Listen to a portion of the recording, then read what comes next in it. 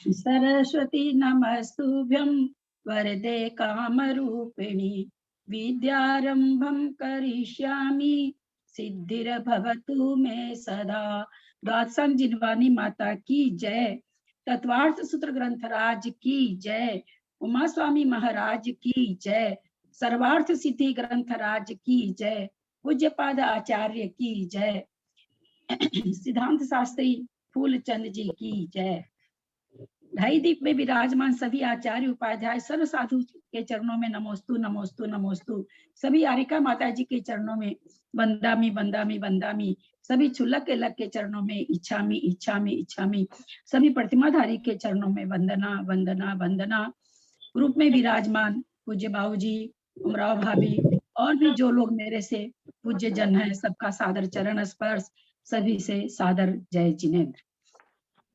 हम लोग उमा स्वामी जी के द्वारा सूत्र रूप में रचित ग्रंथ तत्वार्थ सूत्र का स्वाध्याय कर रहे हैं, जिसकी संस्कृत टीका पूज्य पादाचार्य ने सर्वार्थ सिद्धि के नाम से लिखी है। उसका हिंदी रूपांतर फूलचंद जी शास्त्री जी ने किया है। उसका स्वाध्याय करते हुए हम लोग का पहला अध्याय हो चुका है। दूसरे अध्याय का 11वां सूत्र हम सब करेंगे। मोक्ष मार्ग से नेतारम भेतारम कर्म भूभृताम व्यातारम विश्व तत्वानाम वंदे तद्गुण लब्धये। औपसमिक छायिको भाव मिश्र से जीवस स्वतत्व मौदिक पारिणामिको च द्विनवाष्टादशेक विंशति त्रिभेदा यथाक्रमम्। सम्यक्त्व चारित्रे ज्ञान ज्ञान दर्शन दान लाभ भोगो भोग प्रियाणि च ज्ञान ज्ञान दर्शन लब्ध्य चतुस्त्री त्रि पंच भेदः सम्यक् चारित्र सेमा सेमाश्च। गति कसायलिन मिथ्या दर्शना ज्ञाना संयता सिद्ध लेश्यास चतुस्त्रय कै कै कै षड्भेदः जीव भव्य भव्यत्वानि च उपयोगो लक्षणम स द्विदोष चतुर्भेदः संसारिणो मुक्ताश्च स मनस्का मनस्कः स मनस्का मनस्कः। इसकी संस्कृत उस दिन शायद नहीं हुई थी। संस्कृत पढ़ें जो पढ़ना चाहते हैं।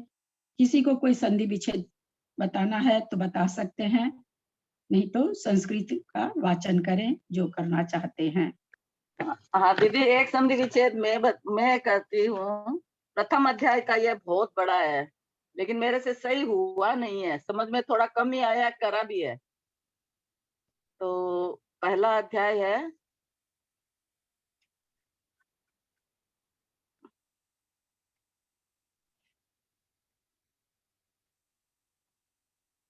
आप कॉपी में नहीं लिखे हैं क्या? शुरू में ही है। हाँ लिखा हुआ है, लेकिन कॉपी का थोड़ा समझ में कम आएगा, पढ़ने में थोड़ा।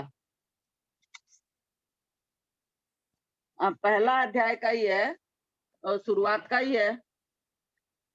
अच्छा मैं कॉपी से ही बोल देती हूँ। मैं आपको भी निकालना पड़ेगा ना, कॉपी से तो बोल देती हूँ। बताइए। हाँ कहाँ है बताइए, बिना निकाले तो मैं भी सही गलत नहीं बता पाऊंगी। हाँ इसीलिए सबसे पहला अध्याय का ये शुरुआत में ही है, नीचे का आचार्य आह, मतलब एक आधा लाइन एक पूरा लाइन छोड़ के थोड़ा सा ऊपर है। आचार्य आह निर्वशेष। पेज नंबर बोलेंगे आप? पेज नंबर तो एक नंबर पेज पर ही है जहां से शुरू हो रहा है। अच्छा निर्वशेष। हाँ ठीक है, आचार्य आह ठीक है। हाँ, निर्वशेष निराकृत कर्म मल कलंक श्या शरीर श्यात्मनो चिंत्य स्वाभाविक ज्ञानादि गुण मव्याभाद सुख मात्यंति कम वस्थांतरम मोक्ष। इसका मैंने किया है नि अवशेष, नि प्लस अवशेष, ठीक है, चलिए। नि प्लस आकृत, नहीं आकृत प्लस नहीं, कर्म हाँ, मल कलंक हाँ, प्लस अशरीर है, हाँ, कर्म मलद कलंक, प्लस अशरीर है। स्या कहाँ गया? हाँ, तो शाका सैका तो वो कलंक है बन गया मेरे हिसाब से, मैंने गलत हुआ है पूरा। अरे भाई, या का अशरीर अगर नहीं निकलेगा। हाँ, एक मिनट, आप कलंक कलंक कर देंगी तो या हाँ शरीर थोड़ी कोई शब्द होता है, अशरीर नहीं, होता है शब्द हाँ तो तो ना। हाँ होता तो शा वो आ का आ शरीर भी नहीं बना मेरे से, तो मैं अशरीर। आपने मैंने आज क्या कहा था, संधि हाँ विच्छेद करते समय शब्द रूप सामने रखिएगा, मैंने ये सब आप लोगों को समझाया था। अगर आप शब्द शब्द को। सामने रख, एक मिनट एक मिनट, आप हाँ बोलेंगे तो और लोगों को बिल्कुल नहीं समझ में आएगा। अगर आप शब्द रूप सामने रखते तो आपको दिखाई दे जाता देवस्य, तब आप अच्छा यहाँ पर वो, क्या कर अच्छा देते? शब्द रूप यही क्या? हाँ हाँ हाँ, देवस्य है। तो हाँ वो हाँ कलंकस्य आपको दिमाग में आ जाता। अच्छा अच्छा, इसको भी सामने रख के करने से होगा। अभी आप अच्छा लोग जान हाँ नहीं रहे ना, याद हो जाएगा तब कोई बात नहीं, अभी याद नहीं है ना, इसलिए हाँ उसको हाँ सामने हाँ रख लेना चाहिए। और फिर हो अच्छा जाएगा अशरीर, है ना, अशरीर हो जाएगा, अशरीर भी नहीं होता, अशरीर हो जाएगा फिर हाँ। अशरीर। तो ये तो क्या होगा कलंकस्य। कलंकस्य आगे भी फिर अच्छा अशरीरस्य, कलंकस्य अशरीर। अशरीरस्य, यहाँ भी शरीरस्य होगा। अच्छा अशरीरस्य ही होगा। हम्म, फिर आत्मन हो जाएगा, हाँ, आत्मन प्लस आत्मा, औचित्य। हाँ, आत्मन नहीं, आत्मन प्लस अचिन, जहाँ ओकार होके खंडाकार रहता है वहां पर हाँ पहले हाँ वाले में विसर्ग हो जाता है और सेकंड वाले अच्छा में अ जुड़ जाता है, तो आत्मन अचिंत्य। अचिंत्य, आत्मन है अचिंत्य। हाँ, स्वाभाविक ज्ञान प्लस आदि आदि गुणम प्लस अव्याबाध सुखम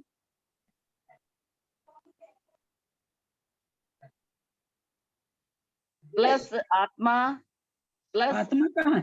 यहाँ आत्मा कहाँ ले आए आप? कहाँ है आत्मा?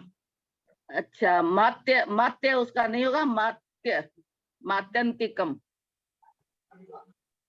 सुखम, सुखम मैंने सुखम आत्य का मात हाँ, हाँ, हाँ, आत्म सुखम, नहीं आत्म, सुखम प्लस आत्म कर दिया मैंने। हाँ, नहीं, आत्म तो होगा ही नहीं ना, नहीं आत्म होगा है कहाँ?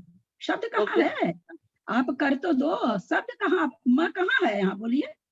सुखम का फिर सुखमात्य है ना, सुखमात्य। हाँ, तब आत्म कहाँ है इसमें? आत्मा तो कैसे निकलेगा हमको बताइए। सुखम, सुखम अत्यंतिकम होगा क्या? हाँ, सुखम अत्यंत कम होगा, बिल्कुल। अच्छा फिर अवस्थावरम हो जाएगा, वहां क्या होगा? हाँ, हाँ, अवस्थांतर, बिल्कुल। अवस्थाम अंतरम। हाँ, अवस्था, अवस्था प्लस अंतरम भी हो सकता है, हाँ, अवस्थांतरम भी हो सकता है। अच्छा अवस्थांतरम दोनों ही हो जाएगा, अवस्था अंतरम भी हो हाँ, जाएगा। उसमें बस संधि विच्छेद नहीं हुआ, संधि विच्छेद करना है तो अवस्था प्लस अंतरम भी कर सकते हैं। अच्छा अच्छा, तो ठीक एक है, एक मिनट दीदी वापस आप बोलिए, मैं उसको सुधार लेती हूँ। हाँ, सभी कोई लिख लें, निहि प्लस कौन से अवशेष। वाली कर रही कौन से वाली कर रही हो? कौन पहले से? पेज में ही, पहले अध्याय कौन जहाँ लिखा हुआ प्रथमोध्याय मोक्ष मार्ग से नेतारम, उसी में एक जो लिखा हुआ है, उसी में ऊपर से छठी पंक्ति के अंत में आचार्य आह लिखा है और डैश है, उस डैश के बाद वाले है निहि प्लस अवशेष प्लस निहि प्लस आकृत यानी प्लस अकृत होना चाहिए, आकृत नहीं होगा, अकृत होगा। अकृत। हाँ, नहीं, बिना किया हुआ, अकृत, कर्म, कर्ममल कलंकस्य, कलंकस्य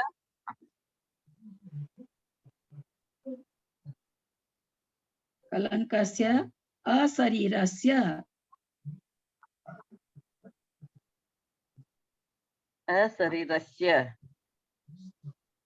आत्मनः, आत्मनः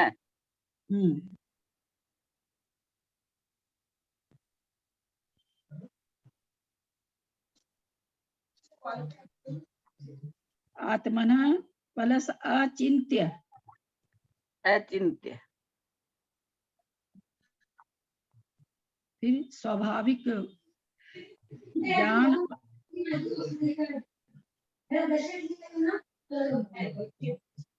जो खोल रखे हैं।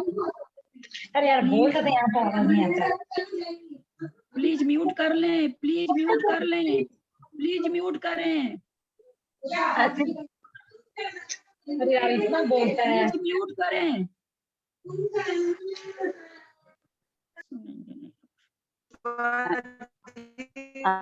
ललिता जी अचिंत्य है,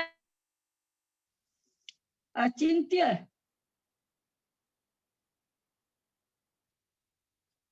अचिंत्य स्वाभाविक ज्ञान आदि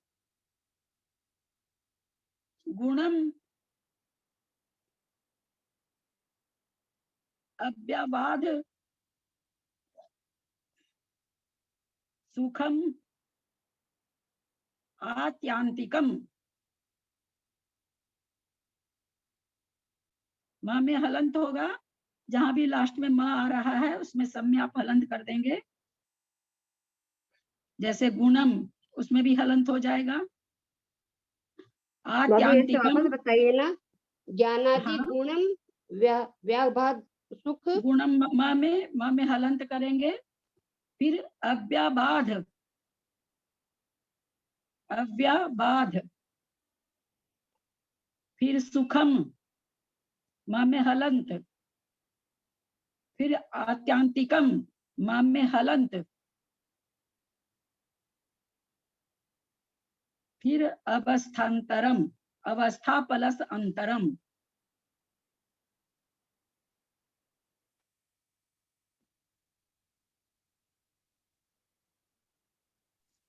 चलिए लिख लिए होंगे सबको ही, आपने इतना बड़ा शब्द दीदी प्लीज करके। पेज नंबर बताइए ना, पेज नंबर।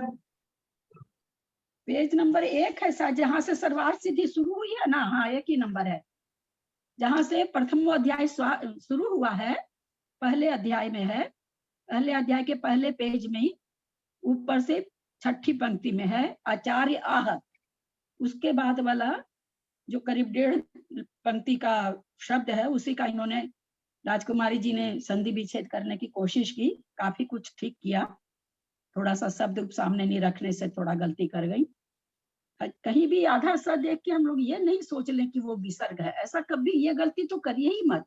सब जगह है आधा, आधा स, आधा श, आधा स, बहुत जगह है, तो सब जगह विसर्ग का नहीं हुआ है ना। सब लिख लिए होंगे सबको ही। दीदी प्रणाम। यहाँ जो आया निरवशेष का अपन ने किया, निहि प्लस अवशेष, और निराकृत का निरह प्लस अकृत करेंगे ना। निरह प्लस अकृत, नि प्लस अकृत, आकृत हो जाएगा, नि प्लस आकृत हो जाएगा निराकृत में। तो निरह होगा ना दीदी, निरह होना चाहिए ना। नहीं नहीं, निरह निरह प्लस होगा तो अकृत। अगर आप निरह करेंगे, अब आप बताइए तोलिया जी, निरह आपने किया, फिर आपने विसर्ग का क्या किया? आपने तो निरह पहले ही बोल दिया, फिर उस विसर्ग का आपने क्या बनाया? आप कॉपी में लिखिए तो, निरह प्लस और जो बोल रहे हैं लिख करके, फिर आप उसकी संधि करिए। संधि तो कर ली आपने, विच्छेद तो कर लिया, आप संधि करिए तो निरह प्लस जो भी बोल रहे हैं लिख करके उसका संधि करिए आप। निराकृत नहीं होगा क्या दीदी? मैं थोड़ा कंफ्यूज हो गई आज। आप स्वयं जोड़िए ना। आप निरह बोल रही हैं तो निर तो पहले से हो गया, अब विसर्ग का आप क्या करेंगी? एक र और बनाएंगी। अच्छा, हाँ हाँ हाँ, तो राकृत हो जाएगा, निराकृत। हाँ हाँ हाँ, निरह शब्द तो बनेगा ही नहीं ना, करना पड़ेगा है ना दीदी। हाँ, र का विसर्ग बनेगा यहाँ पर, तो नि प्लस आकृत। हाँ हाँ, तो उसे विसर्ग का र बन गया, आकृत का आ मिलके निराकृत हो गया। आ बड़ा ना, बड़ा आना दीदी। हाँ हाँ, आकृत की अकृत, आकृत निकल रहा है यहाँ से, जी जी, यहाँ से आकृत निकल रहा है, इसलिए आकृत है। ठीक ठीक, हाँ प्रणाम दीदी। समझ में आया सबको, या किसी को कुछ पूछना है? नहीं पूछना है तो हम लोग अपने लोग आगे चलें। दीदी एक बार सीधा लाइन से बोल दीजिए, खाली फटाक से बोलिए राजकुमारी जी, आप बोलिए तो। चटोलिया जी आप बोलिए, आप म्यूट हैं। जी बोलो दीदी। हाँ, बोलिए। 3 नंबर में तीसरी लाइन है, ज्ञानादेर मोक्ष प्रात्युपायो। नहीं नहीं, अभी 1 मिनट रुकिए, अभी पहले वाला सबको समझने दीजिए। विजया जी हाँ। आप लिखाइए तो सबको बोल के ठीक से धीरे जी धीरे। जी हाँ, आचार्य आह इसके आगे का बोल रही हूँ, निहि प्लस अवशेष, फिर निराकृत का निहि प्लस आकृत, और फिर कर्म मल कलंकस्य, निराकृत कर्म मल कलंकस्य, फिर अशरीरस्य प्लस आत्मनः प्लस अचिंत्य प्लस स्वाभाविक ज्ञान। धीरे धीरे धीरे, स्पीड धीरे, जी बहुत जी धीरे, जी बहुत धीरे धीरे बोलती हूँ, वापस लिखने बोलती हूँ। दीजिए। हाँ, जी, लिख करके वापस रुकिए, आप बोलती बोल के हूँ। रुकिए, लगातार नहीं बोलिए। जी, धीरे धीरे बोलती हूँ। निहि प्लस अवशेष, रुक जाइए। निरवशेष का हुआ निहि प्लस अवशेष, फिर निराकृत का हुआ निहि प्लस आकृत। रुकिए रुकिए रुकिए, जी रुक रुक के बोलिए। हाँ, फिर आगे प्लस कर्म मल कलंकस्य, कर्म मल कलंकस्य, कर्म मल कलंकस्य हो गया। उसके बाद प्लस लगा के शरीरस्य, अशरीरस्य, अशरीरस्य, फिर अशरीरस्य, वो स्या में से अ निकल गया, अशरीरस्य हो गया। फिर आगे प्लस करके आत्मनः, आत्मनः,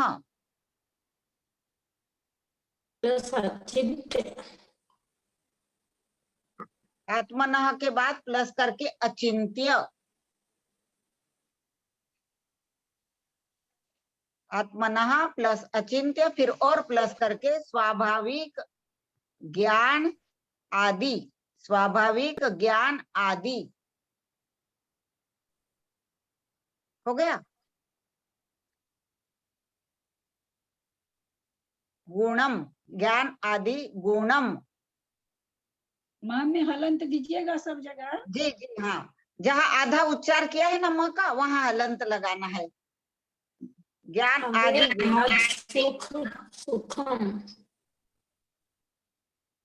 गुणम के आगे प्लस करके अव्ययवाद सुखम, अव्ययवाद सुखम, अव्ययवाद सुखम। माँ में हलंत, जी जी, माँ में हलंत लगाएंगे, अव्ययवाद सुखम।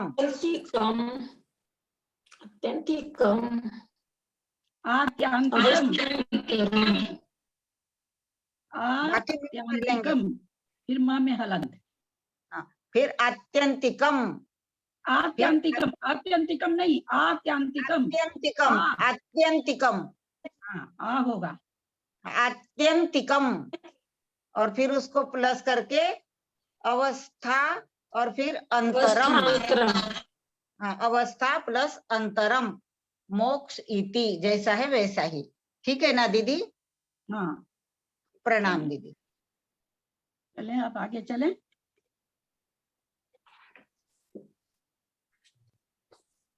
दीदी फिर आत्मनो का आत्मनः हो गया और अचिंत्य हुआ, तो आत्मनो नो ओ कहाँ गया?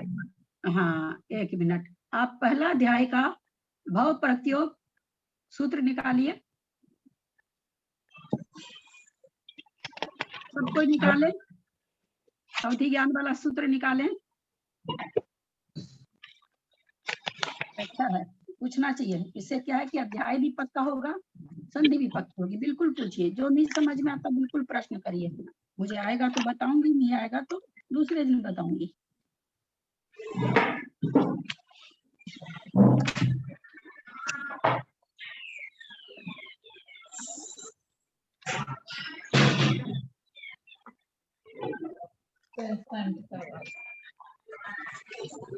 प्लीज सब कोई म्यूट कर ले तो बहुत अच्छा रहेगा।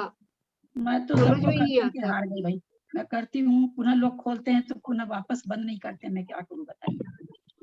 21 नंबर सूत्र, हाँ निकालिए, अब पढ़िए हाँ। इसको। भव प्रत्ययो अधीर देवनारकाणाम। यहाँ आप लोग को क्या संधि विच्छेद बताई गई थी? कौन से वाला सूत्र निकालना है? 21 फर्स्ट अध्याय का 21। अच्छा, इसमें आप लोग को संधि विच्छेद बताया गया था, अपना पेज निकालें अगर आप लोग लिखे हो तो। निकाल के देखिए, आप लोग को बताया गया था।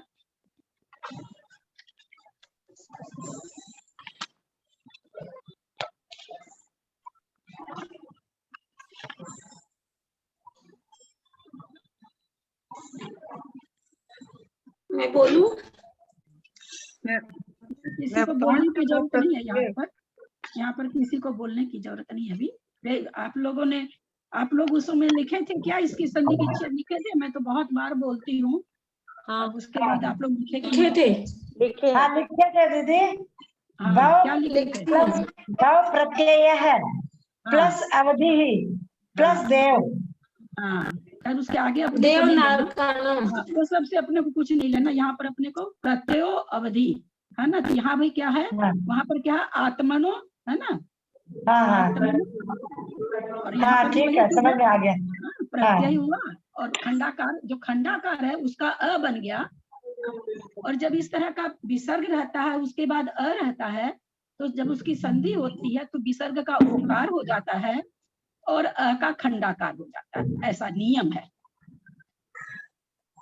ठीक है, समझ ठीक है। भाई एक बार बोलिए।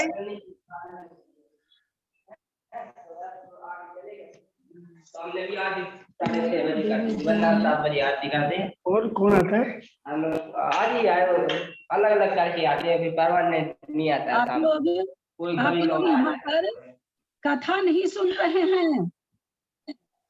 अगर किसी को इतना ही समय तो का क्या उपयोग उसको नियम लेना में आ गया है था ना, तो आप लोग इसलिए इस आया। क्लास को केवल छोड़ दीजिए, छोड़ के आप टीवी सुनिए। आप दोनों चीज लूटने के फेरे में दूसरे को मत अंतराय डालिए। आप समझ रहे हैं कि आप क्या कर रहे हैं?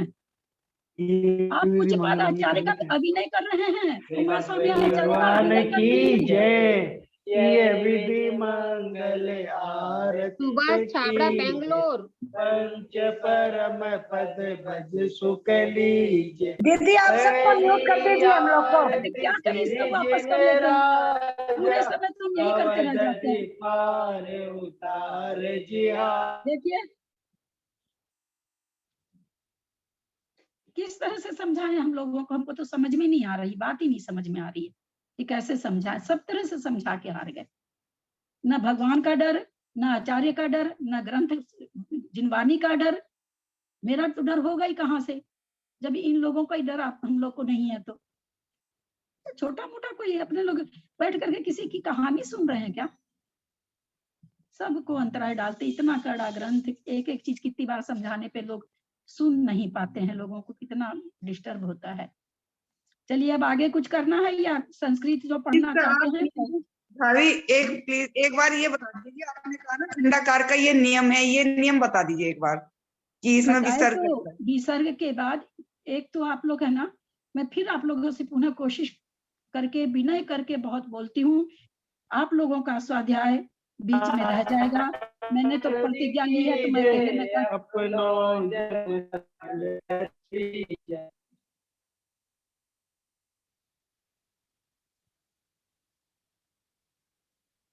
मैंने तो प्रतिज्ञा ली है, मैं अकेले में पूरा कर लूंगी। आप लोग का छूट जाएगा, आप लोग मान के चलिए। 4 दिन पहले डॉक्टर को दिखाने गए, उस समय मैं अपना गला नहीं दिखाई। जब इनको बोलने से मना कर दिया, मैं डर के मारी नहीं दिखाई। मैं बहाना बना के निकल गई कि निश्चित रूप से एक ही बात आएगी कि आपको गले को आराम देना है।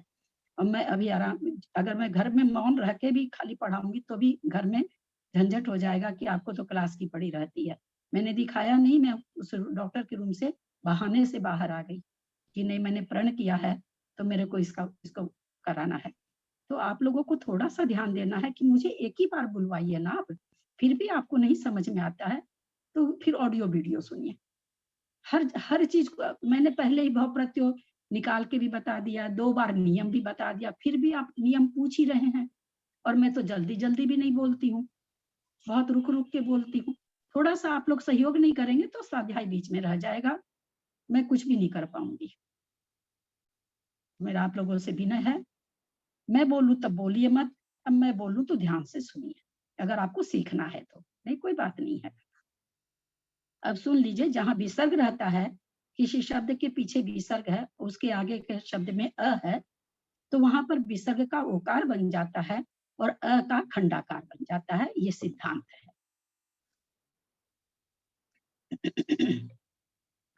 चलिए, ये 282 नंबर, पेज नंबर 123 पर संस्कृत है, जो भी पढ़ना चाहें। मैं पढ़ूं आंटी? प्रणाम। हाँ हाँ, पढ़िए ना, तो पढ़िए, कोई भी पढ़िए। समनस्का मनस्काः मनोद्विविधं द्रव्य मनो भाव मनश्चेति। एक मिनट, अपना दूसरा अध्याय भी 10 सूत्र हो गए। मैं बार बार नहीं बोलना चाहूंगी। जब यहाँ पर क्या है, मनो द्विविधम, उसके बाद क्या है, डैश है। आप एक साथ कैसे पढ़ सकती हैं? आप लोग सब पढ़ी लिखी हैं, इतना तो हमको समझ है, बच्चे क्लास से ही समझा दिया जाता है।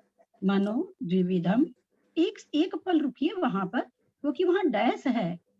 ठीक है। द्रव्य मनो भाव मनश्चेति तत्र पुद्गल विपाकी कर्मोदयापेक्षम द्रव्य मनः, फुल स्टॉप है। एक समय के लिए लिखिए, एक समय, जो समय हम पकड़ नहीं पाते हैं वैसे समय के लिए रुकना चाहिए ना।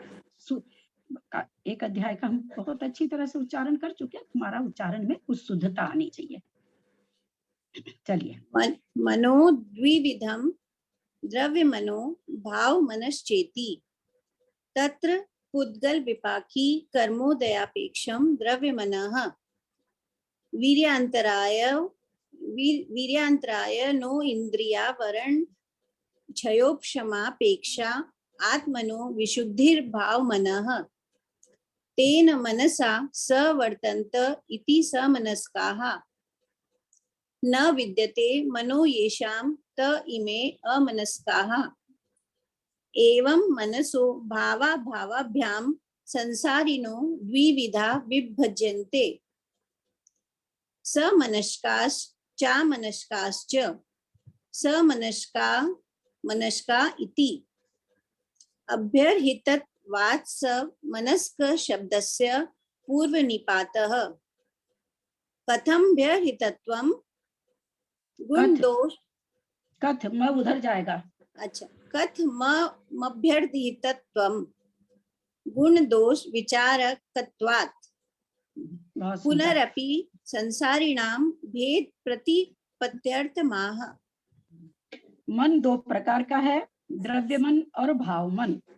उनमें से द्रव्य मन उद्गल विपाकी अंगोपांग नाम कर्म के उदय से होता है तथा वीर्यांतराय और नो कर्म इंद्रियावरण कर्म के क्षयोपशम की अपेक्षा रखने वाले आत्मा की विशुद्धि को भाव मन कहते हैं। यहाँ जो ऊपर में दिया गया, उनमें से द्रव्य मन पुद्गल विपाकी अंगोपांग नाम कर्म के उदय से होता है। क्या समझ में आया? यहाँ पर अंगोपांग क्या है?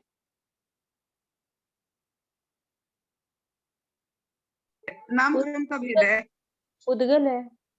नामकरण का भेद है। नामकरण तो यहाँ पे लिखा है। कितनी तरह का होता है ना ये अंगोपांग नामकरण?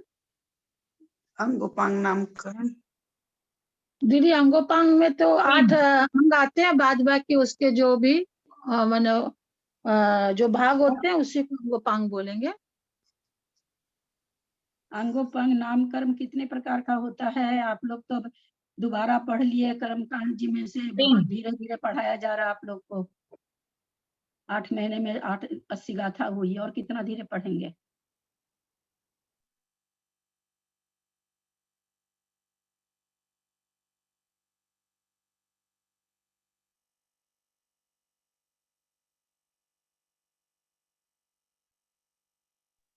तीन है ना आंटी जी? हाँ, तत्वार सूत्र अपने से पढ़ लिए, महाराज लोग से पढ़ लिए, प्रज्ञा सागर जी से, कहाँ से, और अंगोपांग नामकर्म नहीं बता पा रहे। 3 है आंटी जी।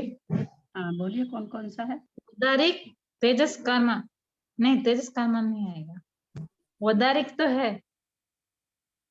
औदारिक अंगोपांग, आहारक अंगोपांग और वैक्रियक अंगोपांग।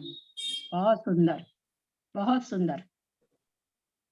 तो इसलिए ये नामकर्म है। शरीर, जिस शरीर में अंगोपांग होगा उसी शरीर का अंगोपांग कहलाएगा। तेजस और कारमान के, कारमान तो कर्म रूप है, और तेजस तो शरीर का पद सबको पता है कि कारमान के साथ रहता है, चमक आदि को, भूख आदि लगने को, इसको तेजस नाम कर्म आप लोग को बताए थे 3 काम उसका।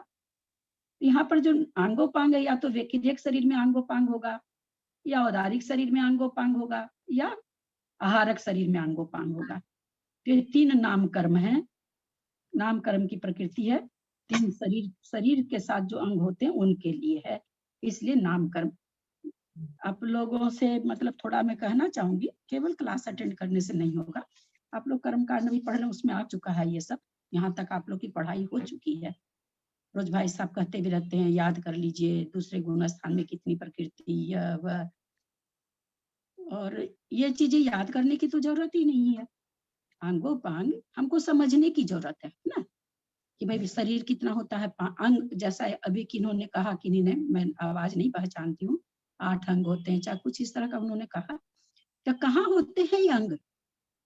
किसी शरीर में होंगे ना, तो हमको तो उस शरीर के हिसाब खाली अंग होते हैं, सबको तो 8 अंग नहीं होते हैं, सभी तरह के शरीर होते हैं।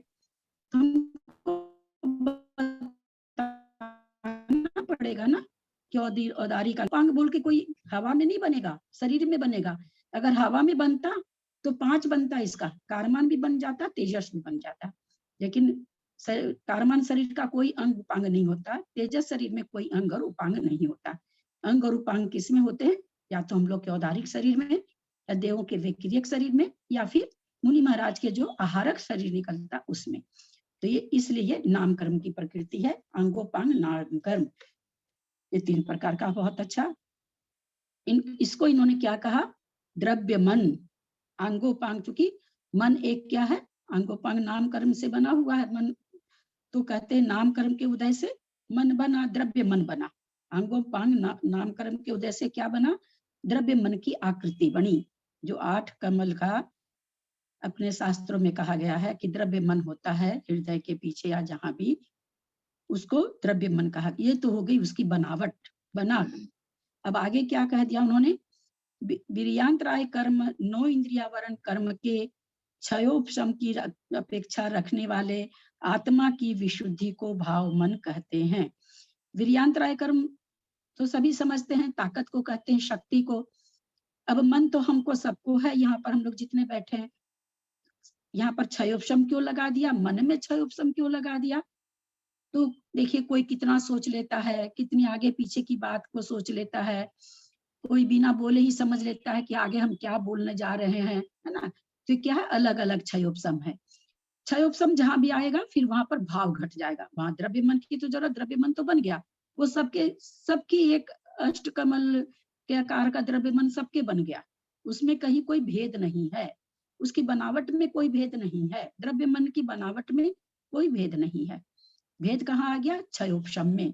क्षयोपशम का मतलब एक तो उसको ग्रहण करने की शक्ति, एक कोई है जो 8 घंटा लगातार पढ़ ले रहा फिर भी नहीं थकता है, वो सारी चीज समझ लेता है। एक आधा घंटा पढ़े, हम तो भाई अब नहीं समझ पा रहे हैं, मेरा तो मन थक गया। तो ये वीर्यांतरय का कर्म का क्षयोपशम हो गया। फिर लिखा इन्होंने 9 इंद्रियावरण। 9 इंद्रिय किसे कहते हैं? 9 इंद्रिय का दूसरा नाम क्या है दीदी? मन को। 9 इंद्रिय क्यों कहा गया? 9 इंद्रिय को दूसरा नाम क्या है? ईशत इंद्रिय। हाँ, ईशत इंद्रिय।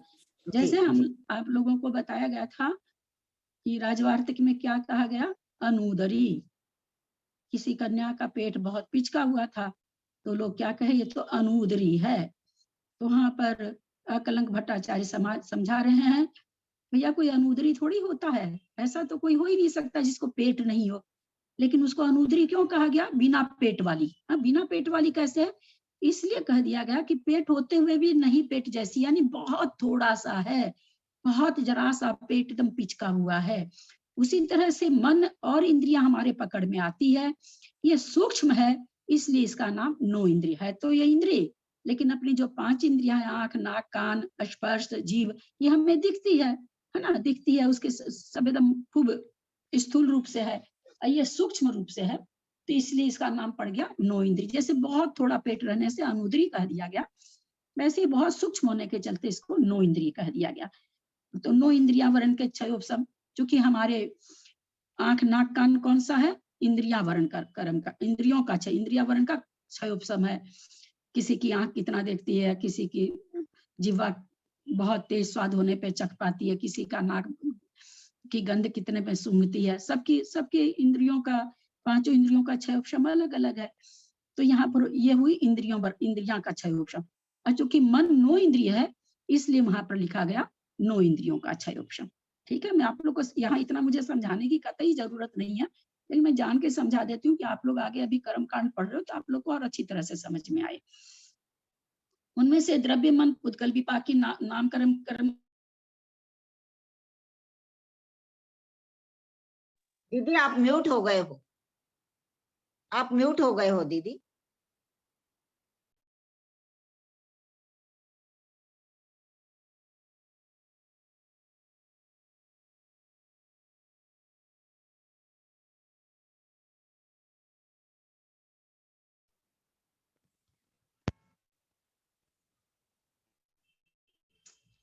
डिस्टर्ब हो गया बीच में।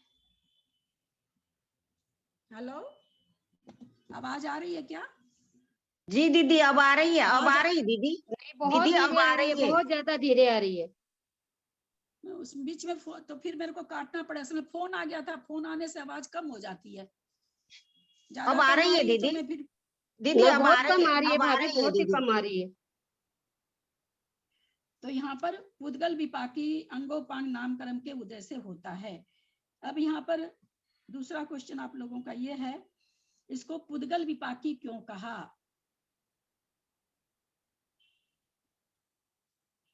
अंगोपांग नाम कर्म को पुद्गल विपाकी क्यों कहा?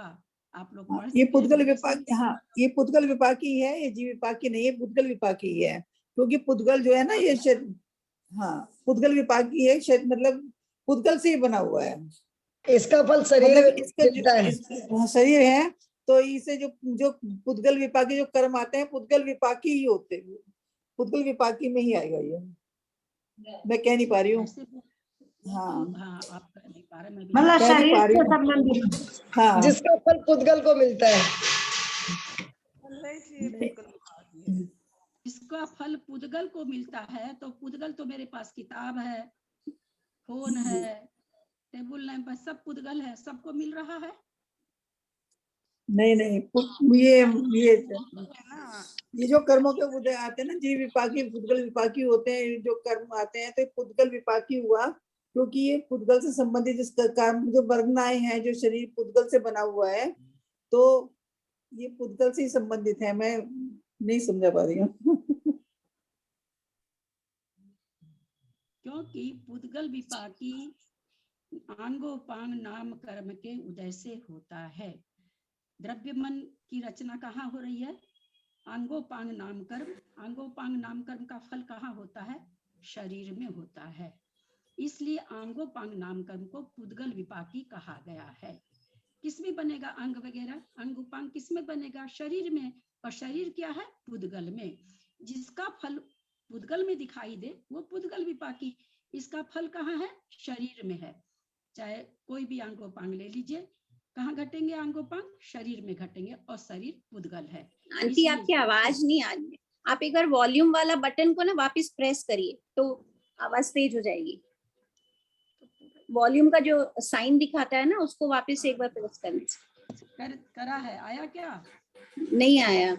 अब वो फोन आने से गड़बड़ हो जाता है, पता नहीं क्या। अब काटेंगे तो वो रिकॉर्डिंग वगैरह सब नहीं काटना नहीं है, जो वॉल्यूम का जो बटन दिखा रहा है ना, कर दिया वो तो उसी समय कर देते हैं जब आप लोग बोलते हैं। आवाज नहीं आ रही है।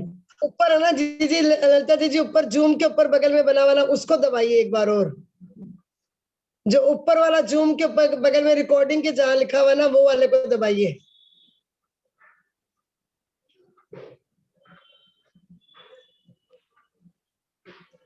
उसके ऊपर तो ऐसा कुछ है नहीं, रिकॉर्डिंग लिखी है। दीदी रिकॉर्डिंग के ऊपर थोड़ा प्रेस कीजिए, रिकॉर्डिंग के ऊपर थोड़ा प्रेस कीजिए, वहां दिखेगा, फिर उसको बंद करके फिर से चालू कीजिए। हाँ, रिकॉर्डिंग के ऊपर। रिकॉर्डिंग चली जाएगी ना पहले की। नहीं, रिकॉर्डिंग के ऊपर जी, रिकॉर्डिंग के ऊपर उसको नहीं प्रेस करना, उसके ऊपर जाइए। स्पीकर का बटन है ना, स्पीकर का दिख रहा है साइन, उसको प्रेस हाँ। करें। उसको प्रेस करेंगे जब स्पीकर का साइन दिखेगा दीदी। ऐसा तो इसमें हाँ। कुछ भी नहीं, स्पीकर का तो कोई साइन इसमें। वो हाथ लगा के रखिए जीजी, कभी आता कभी नहीं आता, वो ऐसे भी रहता है, रिकॉर्डिंग के ऊपर है। हाँ अब खुल गया, अब हो गया।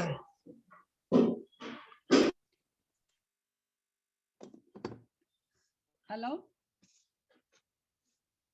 हेलो, आ रही दीदी आवाज आ रही है। हाँ चलिए अब चलते हैं। पुद्गल विपाकी आंगोपांग नाम कर, पुद्गल विपाकी क्यों कहा गया? क्योंकि इसका फल किस में होता है? शरीर में होता है, और शरीर पुद्गल है, इसलिए इसको पुद्गल विपाकी, जिस कर्म प्रकृति का फल शरीर में पड़ता हो उसको पुद्गल विपाकी कहते हैं। तथा विद्यांतराय कर्म और नो इंद्रियावरण कर्म के क्षय उपशम की अपेक्षा रखने वाले आत्मा की विशुद्धि को भाव मन कहते हैं। सुनाई नहीं दे रहा भाभी, एकदम भी नहीं सुनाई दे रहा। तुमको तो काटना ही पड़ेगा, इसके पहले की रिकॉर्डिंग खत्म हो जाएगी बस, और तो क्या है, क्या करें हम लोग, कर लेते हैं। कितने लोगों को सबको मालूम है, फिर भी लोग इस समय फोन कर लेते हैं। क्या करूं, कोई उपाय है क्या? कैसे आवाज चलने दो, काटिए मत भाभी जी, ऐसे ही चालू रखिए। रिकॉर्डिंग हटा दी। नहीं, ईयरफोन लगाने से आवाज क्लियर आ रही है।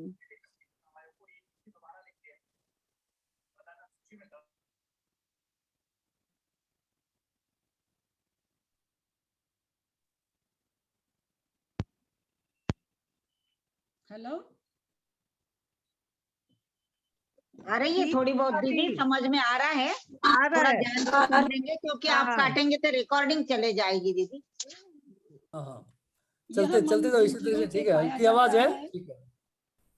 यह मन जिन जीवों के पाया जाता है वे समनस्क हैं। स माने सहित, मनस्क मतलब मन सहित, मन वाले। और जिनके मन नहीं पाया जाता है वे अमनस्क हैं। इस प्रकार मन के सद्भाव और असद्भाव की अपेक्षा संसारी जीव दो भागों में बट जाते हैं। समनस्का मनस्कहा, इसमें समनस्क और अमनस्क इस प्रकार द्वंद्व समास है।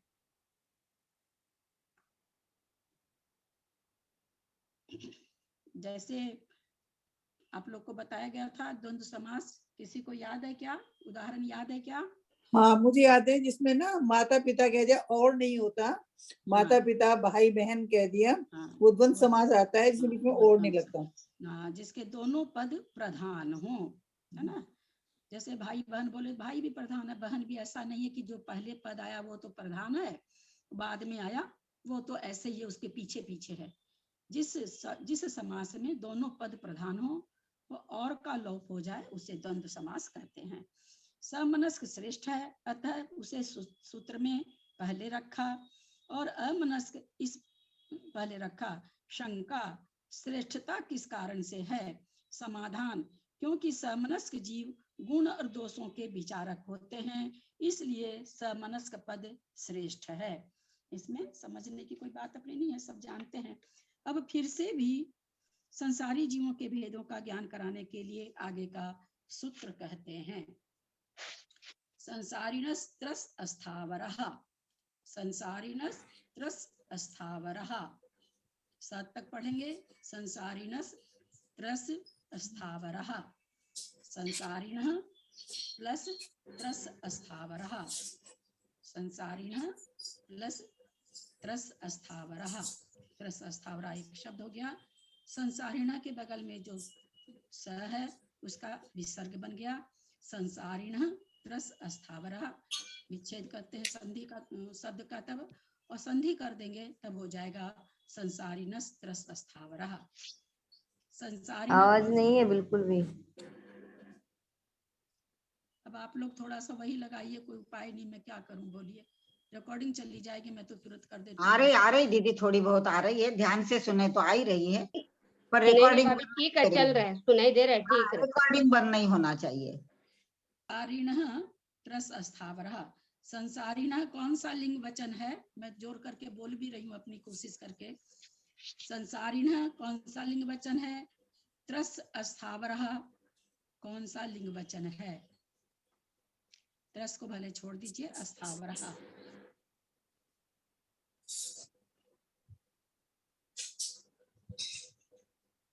संसारी, संसारी न प्रथमा का एक वचन तो नहीं है? लिंग भी बताइए, हैं? लिंग लिंग भी बताइए। लिंग, लिंग लिंग स्त्रीलिंग पुल्लिंग। हाँ पुल्लिंग है। और अस्थावरः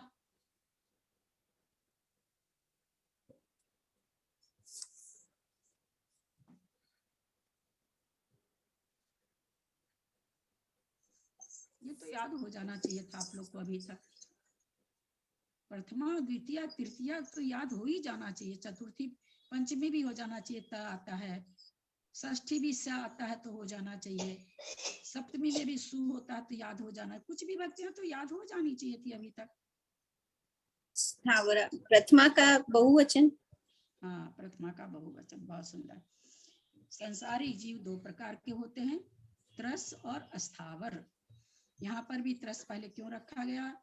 एक तो पूज्य है अस्थावर से, और अक्षर भी कम है, इसलिए अस्थावर। यद्यपि अस्थावर 5 प्रकार के हो जाते हैं, त्रस भी वैसे तो होते हैं, लेकिन पहले देने का कारण वही है कि त्रस जीव श्रेष्ठ है, अक्षर भी कम है। दोनों बात यहाँ तो दोनों नियम पूर्ण हो रहे हैं। तो कहते हैं संसारिण, संसारी जीव त्रस और अस्थावर के भेद से 2 प्रकार के हैं। संस्कृत पढ़ें, कौन पढ़ेंगे? दीदी मैं पढ़ूं? हाँ पढ़िए ना। संसारी ग्रहणमनर्थकं प्रकृतत्वात् क्व प्रकृतं संसारिनो मुक्ताश्च इति नानर्थकं पूर्वापेक्षार्थं ये उक्तः समनस्का अमनस्काते संसारीन इति। यदि हि पूर्वस्य विशेषणं न स्यात् समनस्का मनस्क ग्रहणं संसारिनो मुक्तश्चेत्यनेन यथा संख्यम भी संबंधित। एवं च कृत्वा संसारी ग्रहणमादौ क्रियामाण मुपपन्नं भवति, तत् पूर्वापेक्षं सदुत्तरार्थमपि भवति। ते संसारिनो द्विविधः, त्रसः स्थावरा इति। त्रस नाम कर्मोदय वशीकृता त्रसा, स्थावर नाम कर्मोदय वशवर्तिनः स्थावराः। त्रस्यन्तीति त्रसाः, स्थानशीलः स्थावरा इति चेत् न आगम विरोधात्। आगमे हि कायानुवादेन त्रसा द्विन्द्रियादारभ्य अयोग केवलीन इति। तस्मान्न चलनाचलनापेक्षं त्रसस्तावरत्वं कर्मोदयापेक्षमेव त्रसग्रहणमादौ क्रियते। अल्पाच्चतरत्वादभिर्हितत्वाच्च सर्वोपयोग संभवादभ्यर्हितं हिततत्वम्। तस्मान यहीं तक पढ़े, ये आगे का। आप तस्मान केवल बोले थे, 2 न है, तस्मान न है ना, अलग से। हाँ हाँ हाँ। शंका, सूत्र में संसारी पद का ग्रहण करना निरर्थक है, क्योंकि यह प्रकरण प्राप्त है। ऊपर से आप बोलते आ रहे हैं शुरू से ही, तो अब यहाँ पर संसारी देने की क्या जरूरत थी? तो प्रतिशंका, इसका प्रकरण, क्योंकि यह प्रकरण प्राप्त है। फिर एक शंका और उठा दिए, इसका प्रकरण कहाँ है? शंकाकार, संसारिनो मुक्ताश्च, इस सूत्र में इसका प्रकरण है। सबसे पहला सूत्र क्या? संसारिनो मुक्ताश्च। 10 नंबर का जो सूत्र था वो यही था। बोला तो पहले संसारी बता दिए, तो वापस से आ रहे हैं संसारिनस्त स्थावरा, ऐसा क्यों कर रहे हैं आप? समाधान, संसारी पद का ग्रहण करना अनर्थक नहीं है, क्योंकि पूर्व सूत्र की अपेक्षा इस सूत्र में संसारी पद का ग्रहण किया गया है। तात्पर्य यह है कि पूर्व सूत्र में जो मनस्क, जो समनस्क और अमनस्क जीव बतलाए हैं वे संसारी हैं। अगर मान लीजिए इसमें ऐसे लिख दिया जाता त्रस अस्थावरः, है ना, तो क्या क्या हो जाता कि पीछे से हम लोग सूत्र को लेते जाते हैं, तो हो जाता कि जो संसारी न मुक्ताश्च, ये दोनों जीव समनस्क होते हैं, अमनस्क होते हैं, और दोनों ही तरह के जीव त्रस और अस्थावर होते हैं। माने दोनों विवक्षा संसारी और मुक्त में लगा दी जाती है। यहाँ पर ये कहना चाह रहे हैं। तात्पर्य वे संसारी हैं, इस बात का ज्ञान कराने के लिए इस सूत्र में संसारी पद दिया है। यदि संसारी पद को पूर्व का विशेषण न माना जाए तो समनस्क अमनस्क इनका संसारी और मुक्त इसके साथ क्रम से संबंध हो जाएगा। हम तो नहीं सोचे थे कि इसमें बताए होंगे आचार्य, लेकिन यही चीज है। यही मैंने आप लोग का नहीं देने से पिछले सूत्र से हम लोग जोड़ते जाते हैं। कहा जाता है कि भाई पिछले सूत्र से जोड़ो, तो जोड़ते तो क्या होता, संसारी जीव दो तरह के होते हैं और मुक्त जीव भी दो तरह के होते हैं। फिर ये व्याख्या ऐसे चल जाती। और इस अभिप्राय से संसारिणो पद का इस सूत्र के आदि में ग्रहण करना बन जाता है। इस प्रकार संसारिणो पद का ग्रहण पूर्व सूत्र की अपेक्षा से होकर अगले सूत्र के लिए भी हो जाता है। यथा वे संसारी जीव दो प्रकार के हैं, त्रस और अस्थावर। जिनके त्रस नाम कर्म का उदय है वे त्रस कहलाते हैं, और जिनके अस्थावर नाम कर्म का उदय है उन्हें अस्थावर कहते हैं। शंका, त्रस्यंती अर्थात जो चलते फिरते हैं वे त्रस हैं, और जो स्थिति स्वभाव वाले हैं वे अस्थावर हैं। क्या त्रस और अस्थावर का यह लक्षण ठीक है? शंका कर रहे हैं कि आप कहते हैं जो चलते फिरते त्रस हैं, जो ठहरते हैं वो अस्थावर है, तो क्या ये बात ठीक है? क्या ये विवक्षा आप जो करते हैं अथवा जो परिभाषित करते हैं तो ठीक है क्या ये लक्षण? समाधान, यह कहना ठीक नहीं है, यानी ये परिभाषा ठीक नहीं है, क्योंकि ऐसा मानने से आगम में विरोध आता है। देखिए कितनी बढ़िया बात बताने जा रहे हैं। केवल ये चीज मतलब पूज्यपाद आचार्य ही उठाए हैं। मुझे जहां तक याद आता है सागर जी की तात्पर्य वृत्ति भी पढ़ा और अकलंक भट्ट को भी पढ़ा था। जहां तक मुझे याद है उन दोनों में ये चीज नहीं आई थी, ऐसा मुझे याद आता, हो सकता हो भी, लेकिन यहाँ बहुत अच्छा इन्होंने उठाया है। क्योंकि काया अनुवाद की अपेक्षा कथन करते हुए आगम में बतलाया गया है द्विइंद्रिय जीवों से लेकर अयोग केवली तक के सब जीव त्रस हैं। इसलिए गमन करने और न गमन करने की अपेक्षा त्रस और अस्थावर भेद नहीं है, किंतु त्रस और अस्थावर कर्मों के उदय की अपेक्षा से ही है। यानी जिसके अस्थावर नाम कर्म का उदय है वो अस्थावर है, जिसके त्रस नाम कर्म का उदय है वो त्रस है। पूज्य पादाचार्य हमें ये परिभाषा बता रहे हैं त्रस और अस्थावर की। सूत्र में त्रस पद का प्रारंभ में ग्रहण किया है, क्योंकि स्थावर पद से इसमें कम अक्षर है और यह श्रेष्ठ है। हम लोग पहले समझ चुके हैं इसको। त्रस श्रेष्ठ इसलिए है, खोलिए ना जाकर क्या क्या, कि इनमें सब उपयोगों का पाया जाना संभव है। उपयोग कितना होता है? 5 तरह का। उपयोग कितना होता है? 5 तरह का ना। तो 2 तरह का तो होता है, ज्ञानोपयोग और दर्शनोपयोग। ज्ञानोपयोग दर्शनोपयोग। सबको समझ में आ जाता है क्या इतने से? ज्ञानोपयोग ज्ञानोपयोग और 2 प्रकार का उपयोग होता है, ज्ञानोपयोग और दर्शनोपयोग। और ज्ञानोपयोग 5 प्रकार का होता है और दर्शनोपयोग 4 प्रकार। नहीं, ज्ञानोपयोग 8 प्रकार का और दर्शनोपयोग 4 प्रकार का। ज्ञानोपयोग 8 प्रकार का, तो 3 कुमति भी आ जाएगा ना। 3 हाँ, ज्ञानोपयोग 8 प्रकार का और दर्शनोपयोग 4 प्रकार का।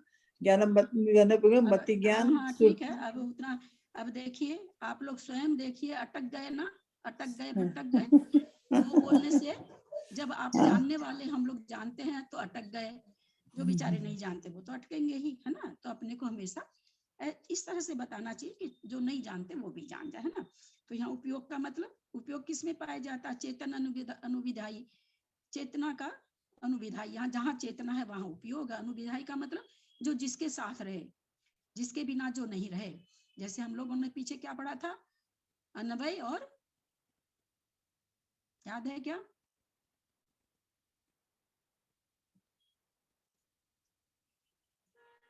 भूल गए? जिस आग है तो धुआं होगा, अगर धुआं नहीं है तो आग नहीं है तो धुआं भी नहीं होगा, बताया गया था ना। अन्वयार्थ और अन्वय और दूसरा शब्द क्या? अन्वय व्यतिरेक बताया गया था ना, तो उसमें बताया गया था। तो अन्वय का मतलब जो जिसके साथ पाया जाता है।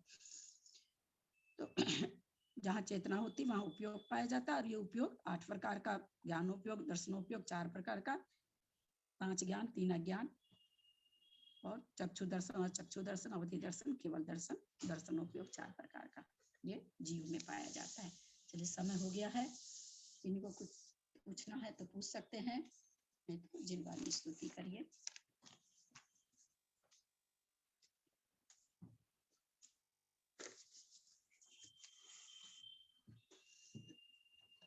जिनवानी स्तुति करिए, कोई शंका नहीं है तो।